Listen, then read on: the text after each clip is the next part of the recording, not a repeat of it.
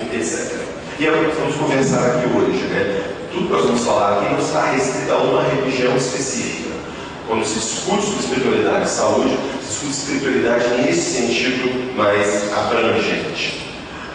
Porém, um dos primeiros obstáculos para a reflexão sobre ciência e espiritualidade são alguns supostos fatos estabelecidos, tá? Algumas supostas afirmações, ou algumas afirmações que seriam supostamente fatos estabelecidos. Nós vamos questionar esses fatos hoje na nossa apresentação.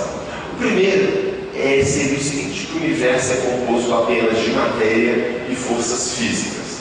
Há uma crença de que a ciência teria demonstrado, ou a ciência implicaria na crença de que o universo, tudo que existe, tudo que existe, se restringe à matéria e forças físicas. Tudo é composto de prótons, elétrons, quarks, partículas físicas ou forças físicas.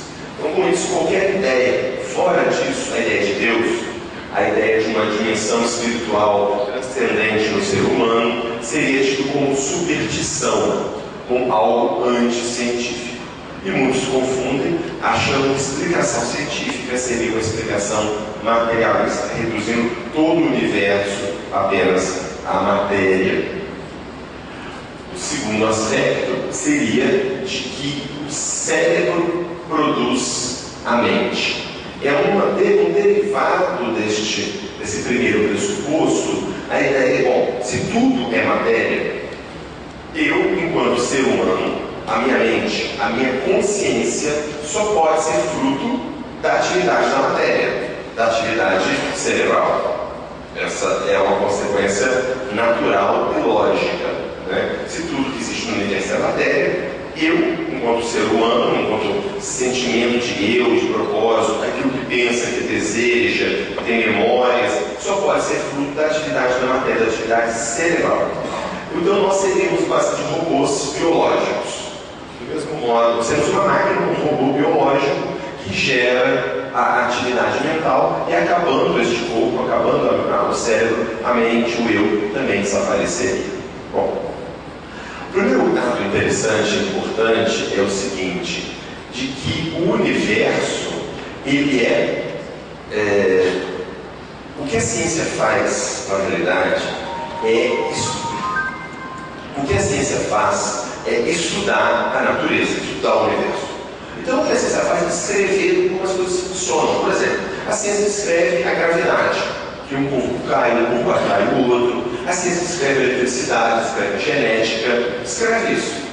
A ciência não diz, não tem como dizer que no universo tudo que existe é apenas matéria.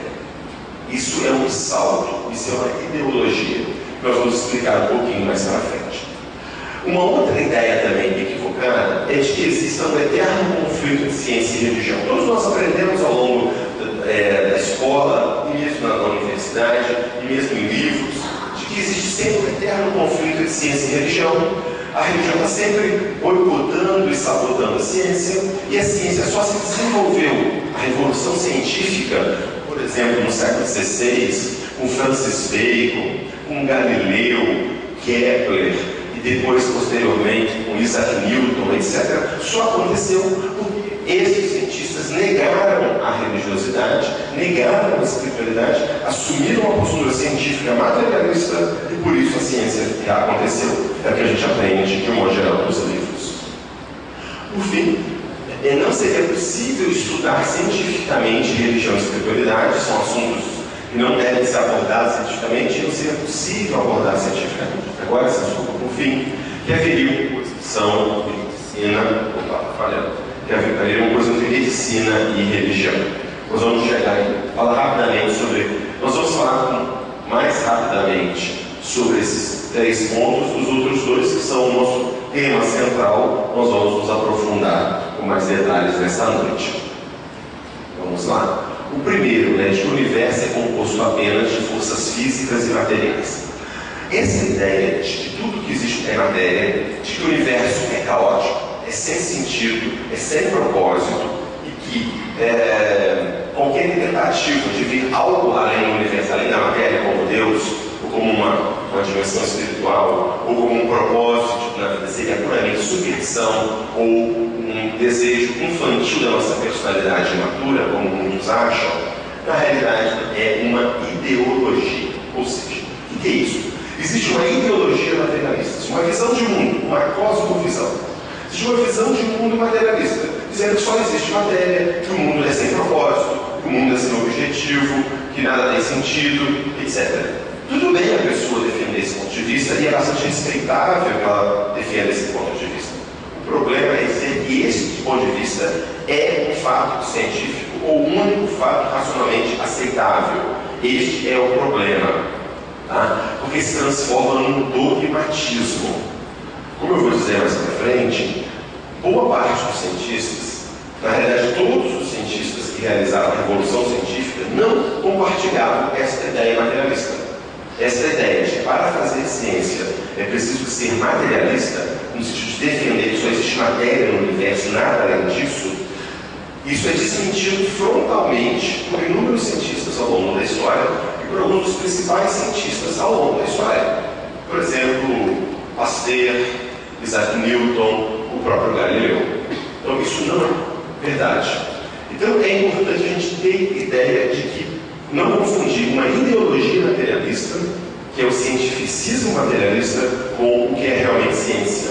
Porque ciência, na realidade, é um método de investigação. Ciência é um modo de investigar de modo rigoroso, de modo racional, as observações que a gente faz de modo controlado e submeter essas observações e as nossas avaliações à crítica de outros cientistas. Isso faz a ciência. E não uma ideologia. O que caracteriza a ciência não é acreditar num científico materialista, mas desenvolver um método de abordagem científica à natureza. É importantíssimo separar isso. É um tempo bem profundo, mas vou passar rápido só para poder a gente conseguir tocar os outros tópicos. O segundo, de que o cérebro produz a mente. A gente até lê isso nas revistas.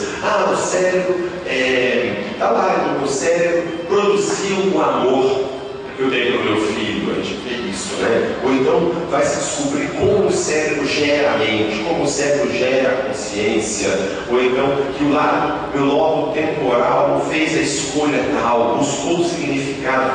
O cérebro é que seria a mente ou a produção da mente. Na realidade, do ponto de vista sério, do ponto de vista sério de filosofia da mente ou de neurociência, nós sabemos que a relação mente-corpo, ou seja, a relação da mente, este eu, com o corpo, com o cérebro, é um dos maiores problemas na história da filosofia e da ciência. Desde a Grécia Antiga, antes de Sócrates, 2.500 anos atrás, já havia uma polêmica sobre se a mente, a alma, é um produto do corpo ou se é algo além dele. E este problema permeou a civilização nos milênios e ainda persiste. Está longe de ser um fato resolvido. Tá certo? Do ponto de vista filosófico, nenhum filósofo, ou nenhum cientista realmente consciencioso vai afirmar que essa é uma questão solucionada, resolvida. É um grande problema, na realidade. Só é falso dizer que nós sabemos que o cérebro gera a mente. Nós não sabemos isso. Alguns autores defendem isso e outros que discutem isso. Porque existe um grande abismo explicativo, uma lacuna explicativa entre o cérebro estar ativado e ter a consciência, o eu, a vontade, isso que a gente raciocina na nossa mente. Existe uma lacuna que a ciência não consegue explicar, pelo menos por enquanto. E muitos materialistas dizem o seguinte: não, tudo bem, eu não consigo ainda explicar como o cérebro gera a mente. Nossa ciência está avançando muito. Daqui a pouco nós vamos mostrar isso. Isso é o que o Karl Popper, filósofo da ciência, e John Edwards, Nobel de Neurociência, chamavam de materialismo promissório. Ou seja, eu passo uma promissória com o materialismo de que daqui a pouco ele vai me explicar como o cérebro gera a consciência. E tem um filósofo, um historiador e filósofo da psicologia da Federal de Juiz de Fora, Saulo Araújo, fez uma análise muito interessante. Ele mostrou que este materialismo promissório já estava presente entre os materialistas franceses de 1700 e pouco. Em 1700 e pouco eles diziam a mesma coisa: olha, o cérebro gera a mente. Nós ainda não sabemos como, mas estamos quase lá. A ciência está avançando muito. Daqui a pouquinho a gente explica. Esse daqui a pouquinho já passaram-se 300 anos, ainda não explicou. Mas tudo bem a pessoa achar que um dia vai explicar. Mas é importante saber que é uma promissória. A gente não tem isso ainda como um fato científico, ao contrário do que muitos pensam. Então, Renate, do ponto de vista científico, é uma grande polêmica. Se o cérebro produz a mente, ou se o cérebro é um instrumento para a transmissão da mente. Do mesmo modo, por exemplo, um aparelho de televisão. O aparelho de televisão produz um programa, ou ele é uma ferramenta para a transmissão de um programa produzido em outro lugar? Produzido na estação de TV, porque a gente sabe o que acontece. Então, essa é a grande questão atual. Então, está longe de estar resolvido de que nós somos apenas um robô biológico, o cérebro produz a nossa consciência, a nossa mente. Terceiro tópico desse panorama introdutório, de que existe um eterno conflito entre ciência e religião. Todos nós aprendemos isso exaustivamente ao longo da escola, albergando programas, etc. Nós aprendemos, por exemplo, que a Idade Média é a Idade das Trevas. Nós não aprendemos isso? Na Idade Média se proibia de secar cadáveres. E na Idade Média ensinavam que a Terra era plana. Nós não aprendemos, todo mundo aprendeu isso? Só que tudo isso são mitos. Na Idade Média não se acreditava que a Terra era plana. Sabia-se que a Terra era redonda desde a Grécia Antiga. Isso não é verdade. Do mesmo modo, a Igreja nunca proibiu de secar cadáveres. Não é fato. Na realidade, hoje em dia, a grande maioria dos medievalistas, grandes historiadores da Idade Média, nenhum aceita a ideia que a Idade Média é a Idade das Trevas. Pelo contrário, por exemplo, as universidades, estamos numa universidade, surgiram na Idade Média, e foi a Igreja que criou. Então a história é bem mais complexa do que a gente aprende. Aquela ideia também de que o Renascimento, a Revolução Científica, surgiu quando todos os grandes cientistas, Copérnico, Galileu, Kepler, Newton, Descartes, Bacon, todos eles venceram as amarras da religião e da espiritualidade, sendo materialistas, e puseram a ciência. Isso é completamente falso. Todos eles eram pessoas ligadas à espiritualidade ou à religião. Todos eles, sem exceção. Mais do que isso, eles tinham uma visão espiritual do homem e da natureza. Estes cientistas, eles tinham muitas vezes motivações espirituais para as suas investigações. Eles diziam o seguinte: um modo importante de conhecer a Deus é conhecer as obras de Deus. Se eu estudo a natureza, se eu estudo a física, se eu estudo o corpo humano, se eu estudo a química, a astronomia, eu estou conhecendo as obras de Deus. E conhecer as obras de Deus é conhecer a Deus. É respeitar a Deus, é o modo de conhecer a Deus, de louvar a Deus. E é assim que eles enxergavam frequentemente a sua abordagem científica. Só que isso não está, de um modo geral, na maioria dos livros didáticos, porque eles estão extremamente defasados historicamente. Um dado importante é que esse mito do eterno conflito ciência e religião, ele surge no final do século XIX. A ideia de que a Terra plana na Idade Média, aquela ideia, surge na realidade em 1800 e tanto. Esses dois autores criaram dois livros que foram muito importantes: História do conflito entre ciência e religião e História da guerra da ciência com a teologia e a cristandade. Eram dois livros que eram muito mais propaganda antirreligiosa do que ciência, do que história, efetivamente, mas livros que foram muito influentes, influenciaram grande parte dos intelectuais e pensadores no final do século XIX e início do século XX. Então, esses livros foram alguns que criaram essa mitologia que se disseminou por todo o mundo. Hoje em dia, os historiadores da ciência, da religião, têm uma visão muito mais ponderada a este respeito. Esse aqui, por exemplo, Ronald Numbers, é um dos maiores historiadores do mundo hoje, da história da ciência e história das religiões.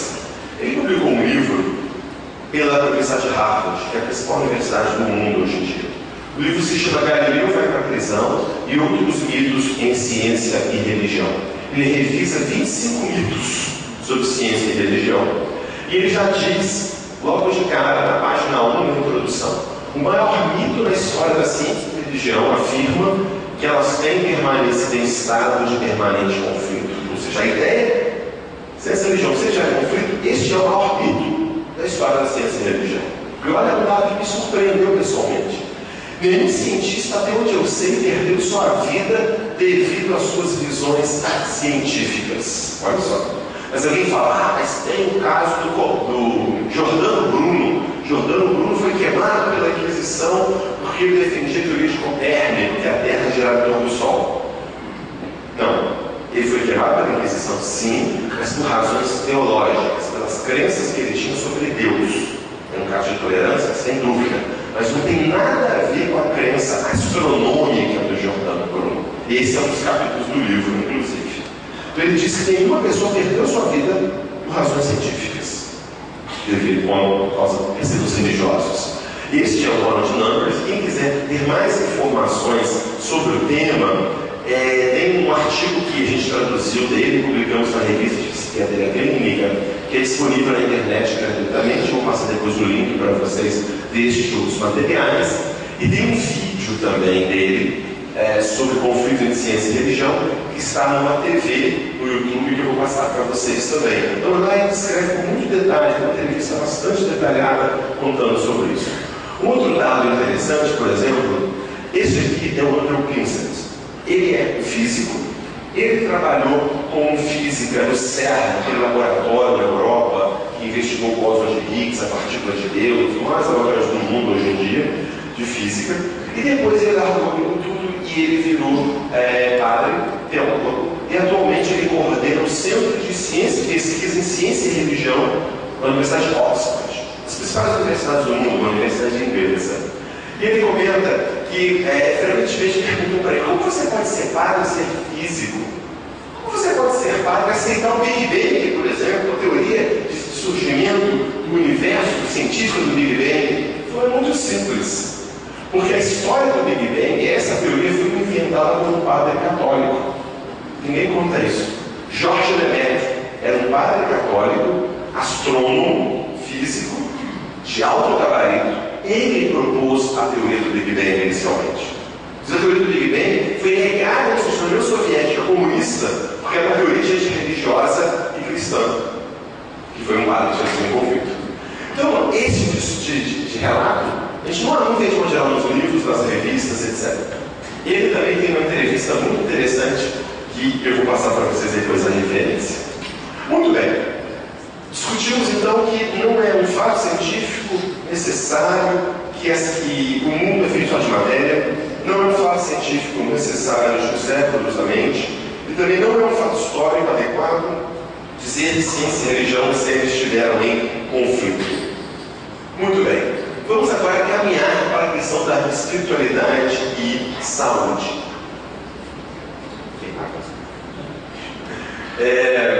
Muito bem. O primeiro fato, a primeira afirmação também, de fato, entre aspas, de que não é possível investigar a espiritualidade e saúde. Quando a gente conversa com esses sistemas da universidade, eles falam: não tem jeito de pesquisar isso é um absurdo, isso tem que ficar fora, não tem jeito e tal. Bom, só para começar, esses dois livros, Manual de Religião e Saúde, do Harold Koenig, que é o maior autor do mundo, publicados também pela editora da Universidade de Oxford, na Inglaterra. Cada livro tem mais ou menos, são duas edições, primeira e segunda edição, cada um com mais de 1000 páginas.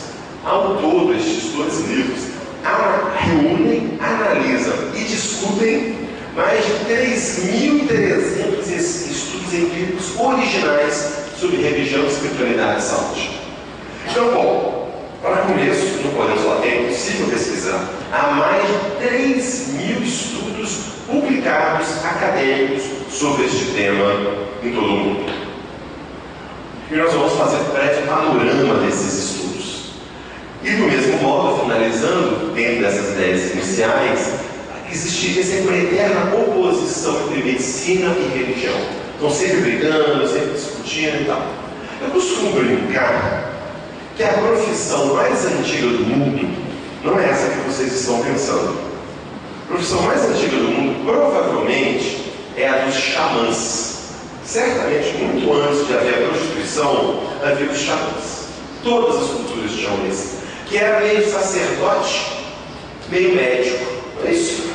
Como um pajé. Né? Ele, ao mesmo tempo que ele é um sacerdote, ele é um curador, um médico. Então, essa relação de cura da medicina e com a espiritualidade tem a sua origem milenar nas culturas. Um outro dado mostrando essa aproximação entre ciência e religião, que o surgimento dos hospitais, a criação da ideia de um hospital, foi também uma ideia medieval. Chamava de medieval de xingamento, né? Dado aquele preconceito inicial que eu já falei. Mas o hospital é uma ideia medieval. Assim como a universidade é uma ideia medieval. Olha, duas coisas que a gente usa muito hoje em dia, o hospital e a universidade, são criações medievais. O livro é uma invenção, a imprensa, né? É uma invenção medieval. Bom, mas vamos lá. O fato é que os hospitais surgiram em contexto religioso, cristão inicialmente, em que comunidades de religiosos criavam um local para abrigar pessoas em sofrimento, em doenças e abandonadas. E mesmo hoje em dia, boa parte dos hospitais do Brasil, um terço dos hospitais brasileiros, foram criados por instituições religiosas, católicos, como as Santas Casas, hospitais protestantes, hospitais espíritas, etc. Religiões apoiando cuidados em saúde, a pastoral da criança, um grande exemplo de impacto que tem referência mundial. A pastoral da infância e da juventude, a pastoral da criança, ela teve um papel, tem tido um papel determinante na queda da mortalidade infantil no Brasil. Nas regiões mais carentes, são milhares de voluntários com motivação religiosa e coordenados por uma organização religiosa católica, mudaram em grande parte o panorama da atenção às crianças em desnutrição e crianças com diarreia e hidratação no Brasil. Inclusive vai aqui a nossa homenagem à doutora Zilda Arnes, que faz 5 anos agora do falecimento dela, que foi uma das grandes mentoras da pastoral da criança. Bom, os pacientes desejam que a religiosidade e a espiritualidade seja abordada pelos profissionais de saúde, nós vamos falar sobre isso um pouquinho mais para frente, e os pacientes usam com muita frequência a religiosidade e a espiritualidade para lidar com doenças ou com situações estressantes. E mostrando que essa ideia de oposição, ela realmente já ocorreu. Inclusive, esse é um dado interessante. Essa oposição ciência ou medicina e religião, ao contrário do mito que diz que sempre aconteceu, na realidade é um momento histórico. Desde o início, desde a antiguidade clássica, a espiritualidade e a ciência, a espiritualidade e a medicina sempre andaram se relacionando, e de modo geral, de modo construtivo. Também, é claro, havia conflitos, mas de modo geral, de modo construtivo. Essa ideia de oposição, de negação uma da outra, na realidade, é um período muito menor de mais de 100 anos apenas, que é o final do século XIX ao final do século XX. Já que agora já há uma série de movimentos de aproximação, de diálogos de ciência e espiritualidade. Então, ao contrário do que se imagina, que sempre houve essa separação, na verdade, a separação é a exceção ao longo da história. E atualmente, só para a gente ter uma ideia, recomendações para integrar a religiosidade e a espiritualidade na saúde. A Organização Mundial de Saúde coloca entre os critérios, entre as dimensões da qualidade de vida, a espiritualidade e a religiosidade. O Joint Commission, que é a principal organização acreditadora de hospitais no mundo, exige que os hospitais avaliem a espiritualidade de seus pacientes para conceder a acreditação. A Associação Médica Americana também já faz essa recomendação. Na área da saúde mental, que é o tema que essa palestra enfatiza mais, sessões dedicadas à religiosidade e espiritualidade já existem na Associação de Psiquiatria Mundial Americana, Britânica e Brasileira, e também na Associação Americana de Psicologia. Então, isso não é mais uma marginal, simplesmente. Isso já é aceito e já está integrado como setores, como seções das principais associações de psiquiatria do mundo. Bom, sobre Sobre especificamente a saúde mental e a espiritualidade, nós sabemos que, como eu disse, a partir de meados do século XIX, houve uma predominância de uma visão negativa sobre a religiosidade e sobre a espiritualidade. Houve aquele mito, né, de um conflito perene e inevitável, e uma patologização da religiosidade e espiritualidade. Ou seja, a ideia era a seguinte: o mundo, como cientista materialista, né, o mundo é caótico, sem sentido, é cruel, é desumano, mas tem pessoas que não têm maturidade psicológica para encarar o drama, para aceitar isso. Aí eles criam fantasias. Cria fantasia de que existe Deus, cria fantasia de que existe vida após a morte, cria fantasia de que existe qualquer coisa do gênero da espiritualidade. E mais, que a religiosidade, ela geraria neurose, repressão, impediria a pessoa de desenvolver sua inteligência, a sua emoção, seria repressora, geraria neurose, imaturidade, até mesmo loucura. Essa é a crença. Vários pesquisadores, vários pensadores da época defendiam isso. Karl Marx, por exemplo, Freud, Auguste Comte e muitos outros. Porém, essas ideias eram opiniões e não baseadas em estudos rigorosos. É claro que a religião pode ser utilizada como instrumento de dominação, é claro que a religião pode ser usada de modo neurótico, mas a ciência também pode ser usada de dominação. A ciência foi usada como instrumento de neurose. O que é o nazismo, se não o uso da ciência para dizer que uma raça é superior à outra e para justificar o genocídio? Para isso a ciência então não presta mais? Qualquer ideia, a ideia de liberdade, que é uma coisa extremamente importante, a ideia de liberdade gerou o período de terror na Revolução Francesa. A ideia de liberdade, de fraternidade. Então qualquer ideia pode ser distorcida e prejudicada. Quando se faz generalizações é que é o problema. E essa ideia de que religiosidade está associada com neurose e doenças mentais, não havia estudos adequados a esse respeito. Havia opiniões de grandes autores e as pessoas aceitavam isso. E previa-se o desaparecimento da religiosidade. Mas todos os autores, no início do século XX, previram que ao longo do século XX a humanidade ficaria completamente adesa ao cientificismo materialista. Não aceitaria mais a espiritualidade, aceitaria apenas a ciência, o materialismo. Era essa a ideia. Essa, sem dúvida, é uma das previsões mais furadas que já aconteceram. Quer dizer, uma área que precisa ser bem estudada também. Por que houve tanta falha nessas previsões? Muito bem, hoje em dia, já que a previsão é que desaparecia as crenças em espiritualidade, como é que está a coisa hoje? Esse é o World Value Survey, é um conjunto de pesquisas em todo o mundo sobre valores. E aqui nós botei duas questões que tem lá nessa base de dados, questões centrais para a noção de espiritualidade e transcendência. Por exemplo, que as pessoas têm alma e que há a vida após a morte. Botei aqui os países mais populosos do mundo por ordem. Apenas a China não está, porque nessa pesquisa a China não consta essas perguntas. Não sei se por razões políticas, etc. Eu falei que não tem. Mas podemos ver, a ideia de que as pessoas têm alma é a ideia, de longe, a maioria da humanidade aceita essa ideia. E mesmo vida após a morte. Mesmo na Rússia, que ficaram quase 100 anos numa campanha sistemática para desaparecer com essas crenças e essas ideias, percebemos o quanto essas ideias permanecem.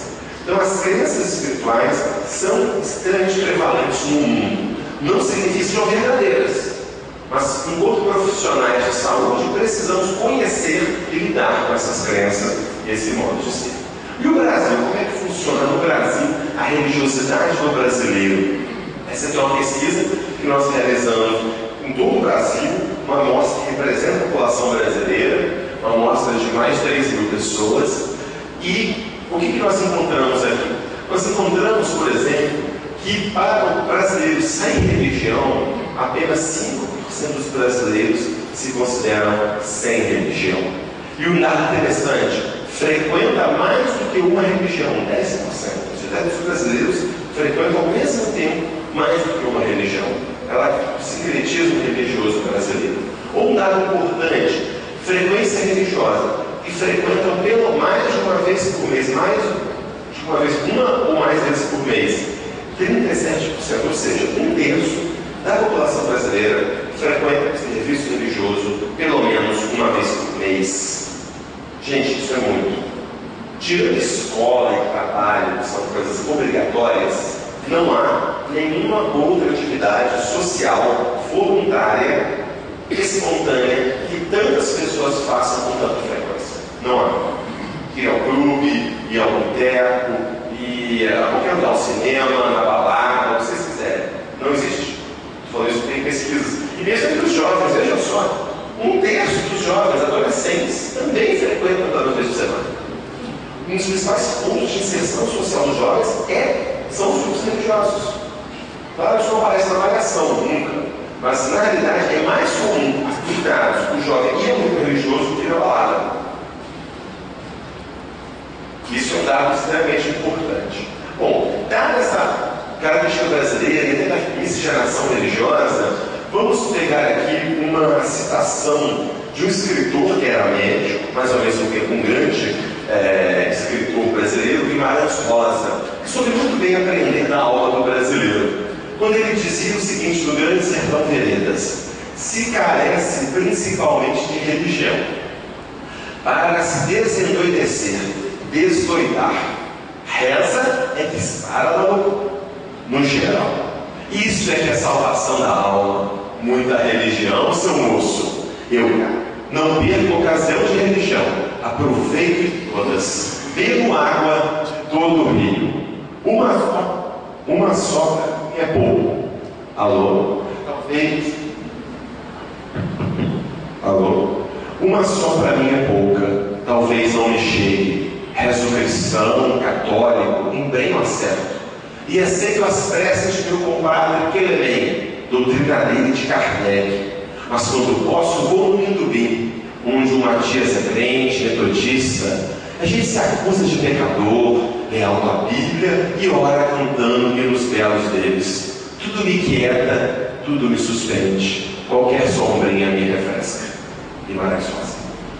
Então, esse não é a alma do brasileiro, né, na verdade, essa busca, né? É que a gente já viu antes, a espiritualidade transcende as religiões. A busca do ser humano por espiritualidade vai além do que apenas uma ou outra religião. E é isso que nós temos que estar atentos também do ponto de vista clínico nesse sentido.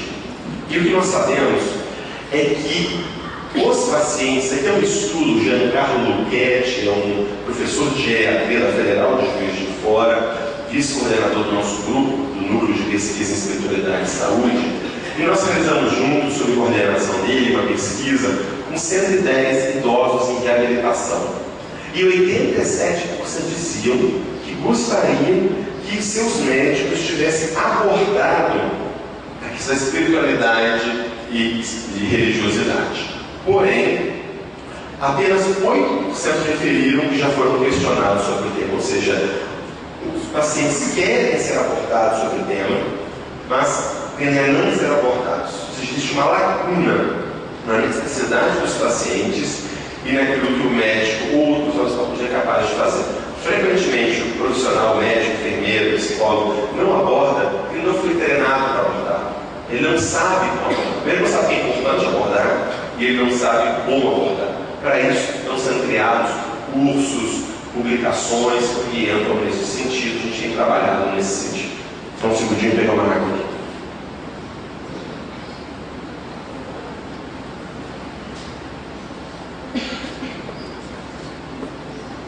Sobre o bem-estar psicológico.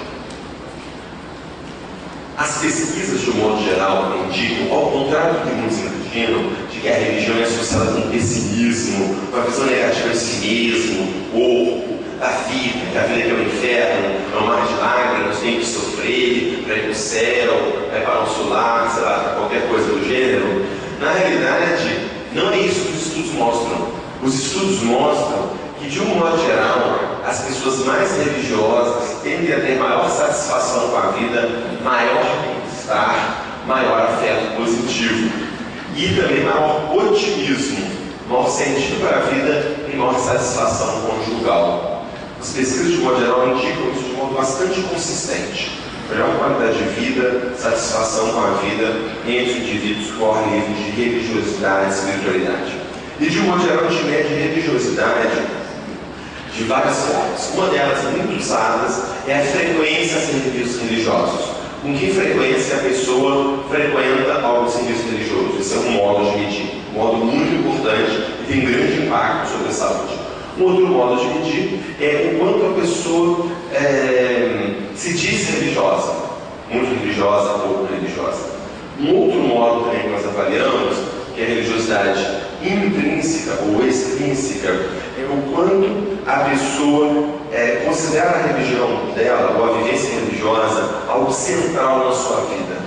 O quanto ela procura vivenciar plenamente as suas crenças religiosas. Em que a pessoa, o religioso intrínseco, ele busca vivenciar essa religião, procura servir a Deus na sua vida. Diferente do religioso extrínseco, nós vamos falar isso um pouquinho mais para frente, do extrínseco, em que ele busca tirar um benefício da religião.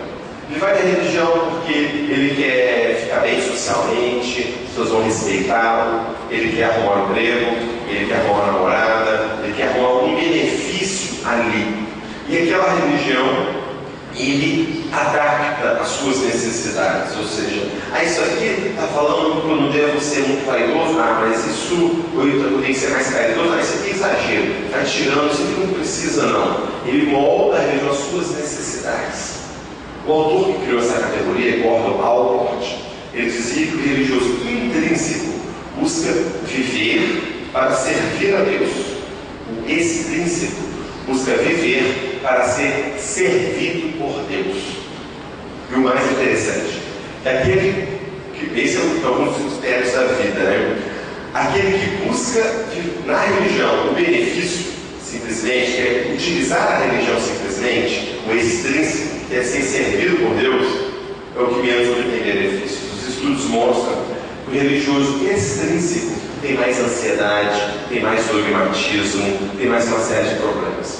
O intrínseco, aquele que busca servir a Deus, aquele que busca vivenciar plenamente a sua religião, este sim tende a ter todos os resultados benéficos que nós vamos falar daqui para frente. Depressão é um dos casos.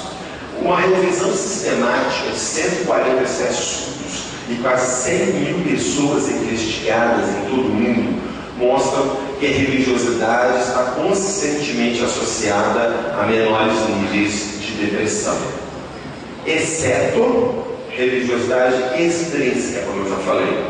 O religioso extrínseco tende a ter mais depressão e não menos depressão. Existe um outro conceito muito importante em religiosidade, nós vamos falar aqui agora também, que é o de coping. Coping é uma palavra em inglês que não tem uma tradução muito precisa no português, mas coping significa mais do que lidar com. Então, coping religioso é a pessoa que de alguma forma se utiliza de recursos religiosos para lidar com problemas, ok? O que é muito comum. O coping religioso é muito comum, nós vamos falar isso aqui um pouquinho mais para frente. É muito comum. E existe o coping religioso positivo e o negativo. O positivo é aquele que gera resultados positivos. O negativo é aquele que gera resultados negativos. Vou dar alguns exemplos para vocês entenderem essa parte de coping positivo e coping negativo. Coping positivo. Não vou começar com o negativo. Coping negativo. Tem um problema. Aí eu penso que esse problema é um castigo de Deus. Deus está me castigando. Ou esse problema foi o demônio que causou, foi o obsessor que causou. Eu atribuo meus problemas a uma causa externa e não a mim mesmo, não me sinto responsável por isso. Ou também, eu vou resolver um problema, eu penso o seguinte, eu rezo para Deus resolver um problema, eu entrego na mão de Deus, Ele resolve e eu cruzo o braço. É aquele coping que você delega para Deus, mas você cruza o braço. E não faz esse coping negativo. O contrário disso tudo agora é um coping positivo. Eu enxergo o problema, mais do que é um castigo de Deus, eu penso o seguinte: primeiro, Deus só faz as coisas para o nosso próprio bem. Está acontecendo algo comigo, mesmo que seja aparentemente ruim, eu sei que é algo bom para mim, de alguma forma. Ou, que lição será Deus em lidar com essa dificuldade? Passando por dificuldade X. Que lição será que eu posso aprender? Ou então a ideia, Deus dá o frio conforme o cobertor. Ou então uma outra ideia, ao invés de eu achar que Deus resolve o problema, eu mudo para a seguinte ideia: eu faço o que eu posso para resolver esse problema e entrego na mão de Deus. Eu não cruzo o braço e Deus resolve. Eu faço tudo o que eu posso e entrego na mão de Deus. Então são exemplos de coping positivo e coping negativo. E no caso aqui, o coping negativo foi associado com mais depressão e o coping positivo com menos depressão.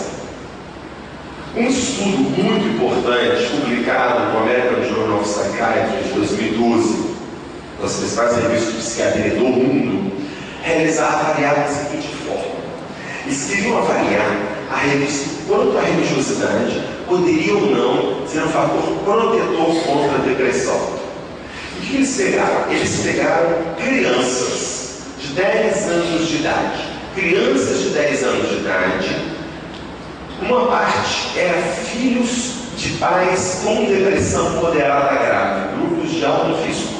Grupos de alto risco eram filhos de pais com depressões moderadas a graves. São crianças que, até se tornarem adultas, têm uma chance bastante mais alta de terem depressão.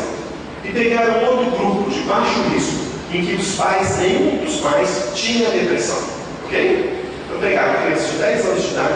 Tudo esse estudo começou quando elas nasceram, mas aqui do nosso interesse aqui com 10 anos de idade.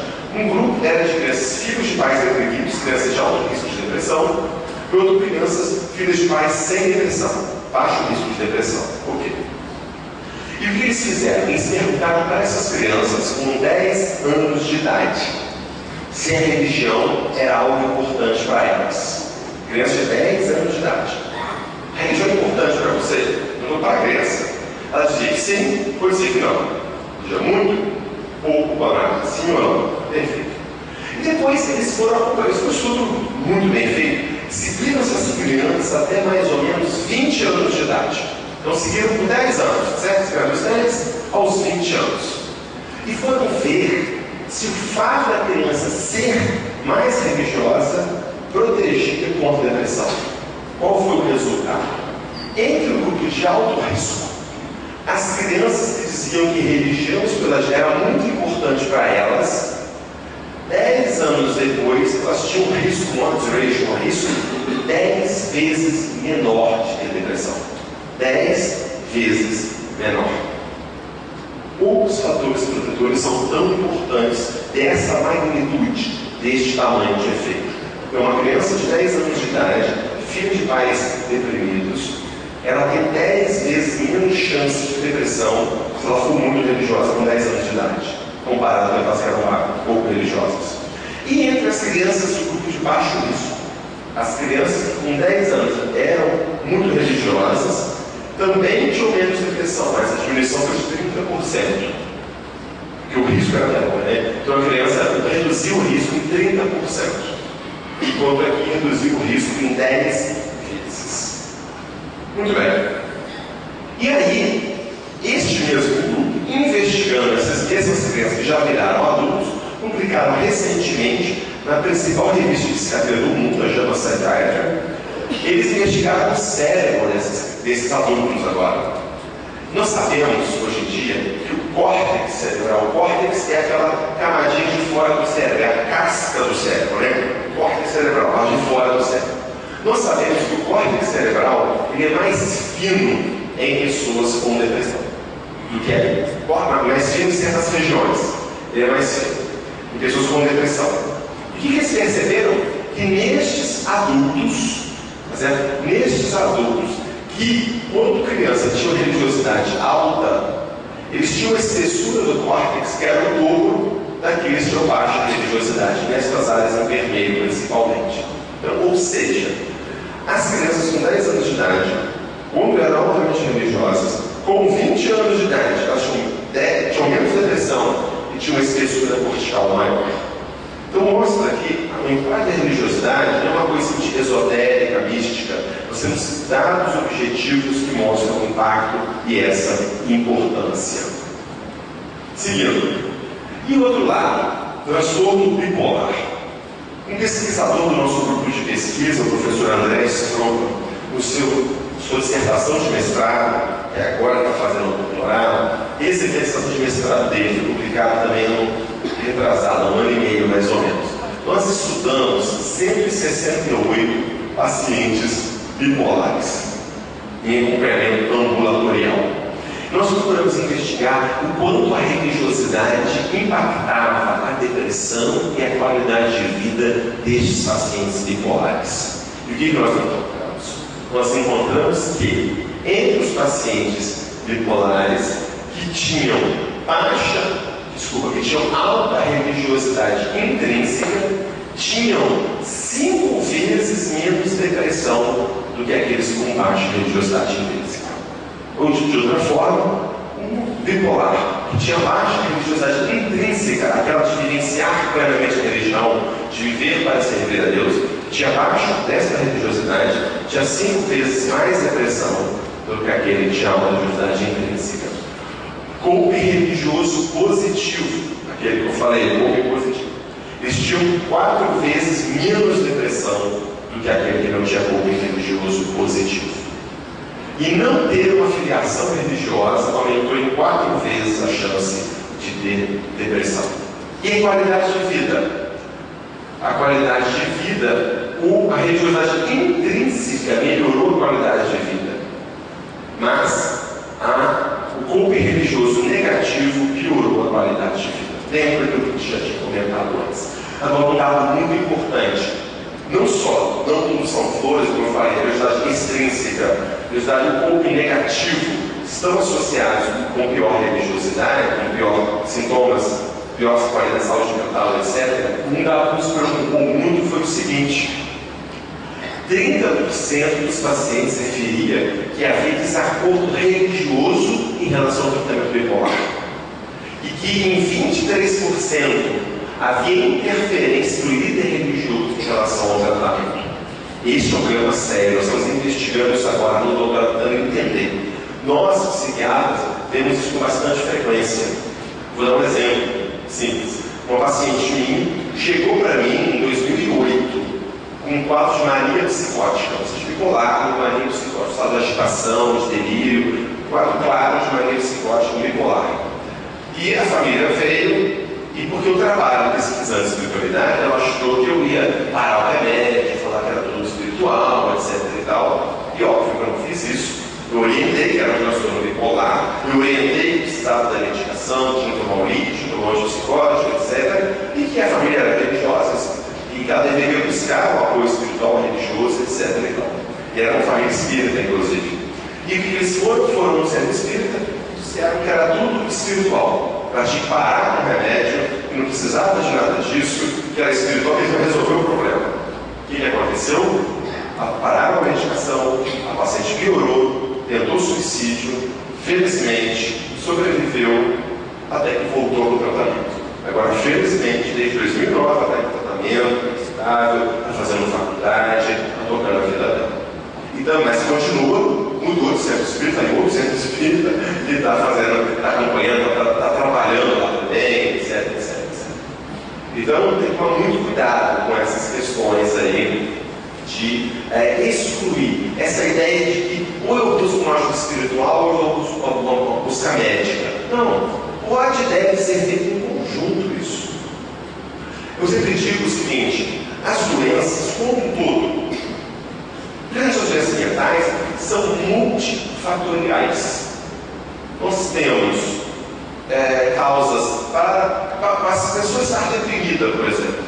Bom, ela pode ser deprimida por múltiplos fatores genéticos, fatores do modo como ela foi criada, fatores da experiência de vida que ela teve, os pais se separaram, esse abuso na infância, qualquer coisa que o valha. Ela pode usar drogas, fumar maconha, beber, álcool, tudo isso aumenta o risco de depressão. Ela pode ter uma pessoa que tem uma tendência a isolamento social, que aumenta o risco de depressão. Então, há múltiplos fatores em conjunto. Do mesmo modo, o tratamento também deve ser multifatorial. Por isso que a depressão, de modo geral, vai envolver medicação antidepressiva, vai envolver a psicoterapia, vai envolver o estímulo à inserção social, o estímulo a quebrar a ociosidade, a buscar atividade e também buscar o apoio espiritual. Então tudo isso é feito em conjunto, não é uma coisa ou outra. Temos que buscar o conjunto. Muito bem, uso de substâncias, uso de drogas.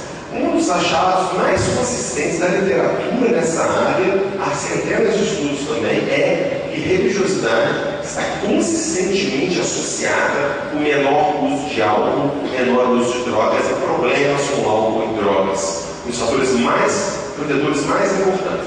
Esse aqui foi um estudo que nós fizemos em parceria com a USP, de 12 mil estudantes universitários no Brasil inteiro. Estamos numa universidade, estudantes universitários. E nós sabemos que a experimentação e uso e dependência de drogas é bastante frequente em estudantes universitários. Nós sabemos disso, é um problema grave. Faz parte da ideia, da cultura que a vida universitária deve envolver o uso de álcool e experimentação e uso de drogas. Nós sabemos que muitos foram dependentes ou desenvolvem quadros mais graves a partir disso na vida universitária. O que nós encontramos nessa amostra de 12 mil estudantes no país inteiro? Que os estudantes que tinham uma frequência religiosa, que eram religiosos, eles, ou ao contrário, os indivíduos que não eram religiosos, eles tinham 2 vezes e meia a chance a mais, a chance de usar álcool, quase 3 vezes mais de tabaco, o dobro de maconha e 40% de outras drogas. Ou seja, o estudante universitário não religioso tem, de modo geral, o dobro da chance de usar álcool e outras drogas durante a vida universitária. Esse é um estudo clássico, já atualmente, quase já há 10 anos, do Paulo Orlando na Unicamp. Ele estudou mais de 2 mil estudantes secundaristas em Campinas. Investigou o uso de drogas dos estudantes secundaristas em Campinas. E ele percebeu que o principal fator protetor contra o uso de drogas foi religiosidade. E mais, ter tido uma educação religiosa na infância. Os jovens e adolescentes que tiveram educação religiosa na infância tinham um risco 3 vezes menor em média de uso de drogas. Mas alguns vão dizer o seguinte: é claro, o jovem que não usa droga, que é religioso, ele não usa droga, porque ele é um reprimido, ele é um neurótico, ele não consegue se divertir, ele é deprimido, ele é ansioso, ele é fechado. Não é assim? Bom, ele testou isso também. Ele usou o GHQ, que é um questionário para rastreio de sintomas depressivos, ansiosos. O que foi encontrado? Justamente o inverso. Esses jovens religiosos, jovens de educação religiosa, tinham também, não só menos uso de drogas, mas menos sintomas depressivos e ansiosos. Vou pular aqui por causa do tempo. Um outro dado extremamente importante em relação ao suicídio. Também um dos principais fatores protetores em relação ao suicídio é a religiosidade. Nós temos aqui um estudo feito na Federal da Bahia, aqui no Nordeste, pelo André Caribé e equipe, que investigaram o uso o comportamento de tentativas de suicídio lá em Salvador e perceberam que a religiosidade, como a intrínseca que eu falei, ou a frequência a serviços religiosos, reduzia para metade a risco de comportamento de tentativas de suicídio. E esse aqui é o estudo já feito até o momento. É um estudo que acompanhou por dezenas, por 20 anos, milhares de pacientes na Inglaterra e tentaram ver quais eram os principais fatores protetores contra o suicídio, seguindo milhares de pessoas por 20 anos. E qual foi o principal fator protetor? Frequência de serviços religiosos. Diminuía para 1/3. Diminuía para 1/3 o risco. Ou de outra forma, a pessoa que não tinha frequência religiosa tinha 3 vezes o risco de quem frequentava regularmente serviços religiosos. Caminhando para o final, um outro aspecto aí também sobre até a sobrevida, a estimativa de vida, taxa de mortalidade. Esse aqui é um estudo também importante, já clássico nos Estados Unidos, com 21 mil adultos seguidos por 9 anos. E avaliar a expectativa de vida. Então, entre os americanos com 20 anos de idade, que nunca frequentavam o serviço religioso, eles viveriam em média mais 55 anos. Ok? Viveriam todos 75, 20 mais 55. Se eles frequentassem com em torno de uma vez por semana, eles viveriam 62 anos, viveria 7 anos a mais. 7 anos a mais na população americana como um todo. Sendo que se fossem negros, que são submetidos a mais questões de discriminação, problemas sociais, violência, etc., o ganho vai de 46 para 60, 14 anos a mais de sobrevida para os negros religiosos americanos. E quais são os mecanismos, então? Nós falamos de várias associações da religiosidade com menos depressão, com melhor qualidade de vida, com menos suicídio, menos uso de drogas, com menor mortalidade. Quais seriam os mecanismos? Primeiro, essa é uma área que precisa de maior investigação, ou seja, não há dúvidas atualmente da associação de espiritualidade e saúde. A grande dúvida hoje em dia é o mecanismo, como isso acontece. A gente não sabe muito bem, mas algumas hipóteses vêm sendo testadas com mais ou menos sucesso. Primeiro é o estilo e comportamento de vida mais saudável. A religiosidade, por exemplo, enfatiza evitar a violência. E a violência é uma das maiores causas de luta entre jovens, nós sabemos disso. Então, estimula comportamentos mais saudáveis. Desestimula o uso de substâncias, o uso de drogas, que é uma das maiores causas de mortalidade e morbidade do mundo. Álcool, tabaco, maconha, outras drogas. Né? Comportamento sexual também menos promíscuo, também está relacionado com menos doenças. Suporte social, nós sabemos, o senso de pertencimento a um grupo, ele é importante para a nossa qualidade de vida, para a nossa saúde física e mental.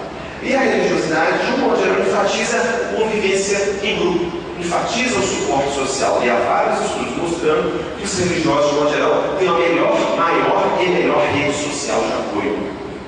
Mais amigos íntimos, um contato mais próximo, podem se abrir, por exemplo. Um sistema de crença, é aquilo que eu falei, frente a um problema, mais do que achar que é uma coisa caótica, que não tem sentido, enxerga aquilo como uma oportunidade de crescimento, sem ser capaz de enfrentar o problema. Deus dá o frio conforme cobertor. Quer dizer, essa sentimento de capacidade de enfrentar problemas, por exemplo, seria um dos modos de lidar. Outros são práticas religiosas que também são associadas com a saúde. Práticas de oração, de meditação, que geram relaxamento, que geram serenidade, diminuem níveis de estresse, os hormônios de estresse, melhoram a pressão arterial, etc. E mesmo orientação espiritual, etc. Bom, concluindo, a gente abrir para perguntas, acho que quem tiver perguntas por escrito, depois é só levantar a mão e o pessoal vai recolher as questões aí, que a gente vai abrir para perguntas daqui a pouquinho. Conclusões, então. Primeiro, o cientificismo materialista é uma etologia, como eu já falei. A ciência tem que estar aberta a todas as hipóteses. Por exemplo, a hipótese de que a mente não é necessariamente produto do cérebro.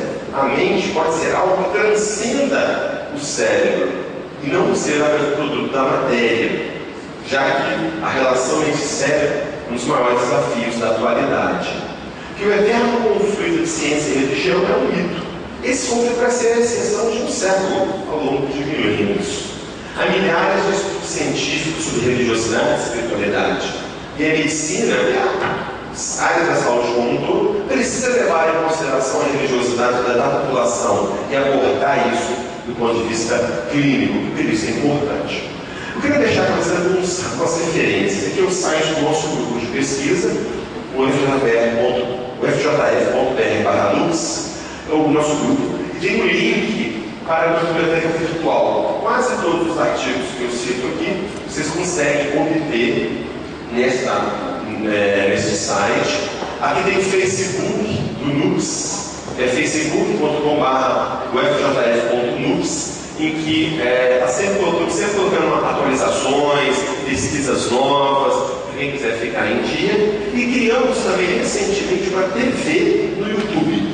Essa TV foi uma experiência muito interessante. Nós criamos essa TV em maio, ou seja, está fazendo agora uns 8 meses que a gente criou essa TV. E essa TV é uma TV bilíngue. Toda semana a gente coloca um vídeo novo, de 3 a 5 minutos em média, de um modo geral, vimos em português e inglês. E em 8 meses já tivemos quase 30 mil visualizações em 90 países. E temos temas ligados à filosofia, de história, de psicologia, neurociência, psiquiatria. Muito do que nós falamos aqui está muito mais detalhado lá. Aquelas entrevistas que eu falei do Numbers, do Kinsey, sobre ciência e religião, também podem ser baixadas aqui. Aqui, então, a TV Lux está em endereço aqui também. E podem assistir, distribuir, divulgar, que a ideia é realmente divulgar informação séria, confiável, de fácil acesso sobre ciência e espiritualidade. Gente, muito obrigado, realmente, pela atenção de vocês. E vamos ficar abertos agora para as perguntas.